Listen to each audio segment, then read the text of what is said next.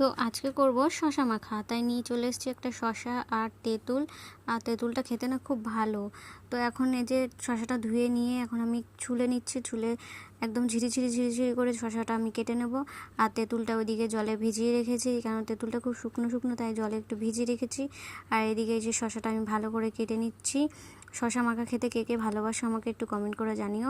শশা একবার এই তেঁতুল দিয়ে মেখে খেয়ে দেখো, দারুণ লাগে। এর সঙ্গে একটু টমেটো দিলে তো আরও জমে যায়। তো আমি এখন দিয়ে দিলাম নুন, চিনি আর লঙ্কা, আর তেঁতুলটা ভিজিয়ে রেখেছিলাম ওই তেঁতুলটা দিয়ে দিলাম। তো লঙ্কাটা ভালো করে এখন ডলে নিচ্ছি, ডলে নিয়ে এখন সব কিছু ভালো করে চটকে চটকে মেখে নেব। তো এখন খেয়ে দেখি যে সব ঠিকঠাক আছে নাকি। খেয়ে দেখলাম যে কম আছে, নুন আর চিনিটা কম আছে। তো নুন আর চিনিটা দিয়ে একটু মেখে নিয়ে টেস্ট করে দেখলাম। তো দেখলাম যে দারুণ লাগছে, দারুণ। আমার বরকেও দিলাম, আমার বরও বলছে খুব সুন্দর হয়েছে। আমার বর বললো আরেকদিন মেখে খাইও। তো আমার তো খুব ভালো লাগে এই মাখাটা খেতে।